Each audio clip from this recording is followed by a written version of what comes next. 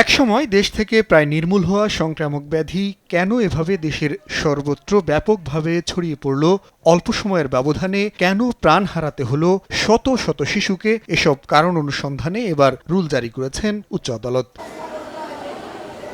মঙ্গলবার দুপুরে বিচারপতি রাজিকাল জলিল ও বিচারপতি দেবাশিস রায় চৌধুরীর হাইকোর্ট বেঞ্চ আইনজীবীদের করা আলাদা দুটি রিট পিটিশনের শুনানি শেষে রুল জারি করেন। হলো বাংলাদেশে যেটি প্রায় নির্মূল হয়ে গেছে। হামে মৃত্যুর ঘটনা অনুসন্ধানে কমিশন কেন গঠন করা হবে না এবং মারা যাওয়া শিশুদের পরিবারকে কেন পর্যাপ্ত ক্ষতিপূরণ দেয়া হবে না জানতে চেয়ে রুল দিয়েছেন আদালত। হামে মৃত্যু যাদের হয়েছে, যে শিশু মৃত্যুবরণ করেছে, তাদের প্রত্যেক ফ্যামিলিকে পর্যাপ্ত ক্ষতিপূরণ দানের নির্দেশ কেন দেয়া হবে না, এই মর্মে বিবাদীদের কাছে জানতে চেয়ে কারণ দর্শিয়েছেন এবং একই সাথে কাদের গাফলতির কারণে এই হামের প্রাদুর্ভাবটি ঘটেছে সেই তদন্ত করবার জন্য 10 সদস্য বিশিষ্ট একটি কমিটি গঠন করার কেন হবে না, এই মর্মে তাদেরকে কারণ দর্শানোর নির্দেশ দিয়েছেন। যে কেন একটি ইনকোয়ারি কমিশন গঠন হবে না, সুস্পষ্টভাবে কমিশন অফ ইনকোয়ারি অ্যাক্টের 3 ধারা অনুযায়ী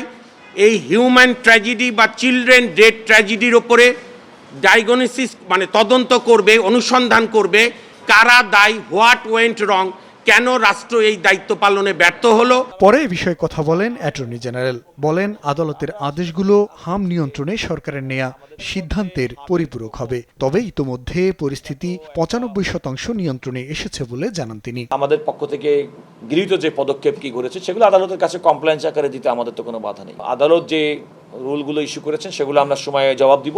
রিট পিটিশনে হাম নিয়ে অন্তর্বর্তী সরকারের উপদেষ্টা পরিষদের গাফিলতি ও তাদের দায়ী করার বিষয়ে প্রশ্ন করা হলে অ্যাটর্নি জেনারেল বলেন তদন্ত শেষে জানা যাবে কারো অবহেলা রয়েছে কিনা। আমাদের পক্ষ থেকে জুনায়েদ আল হাবিব, দেশ টিভি, ঢাকা। তো একটা অত্যন্ত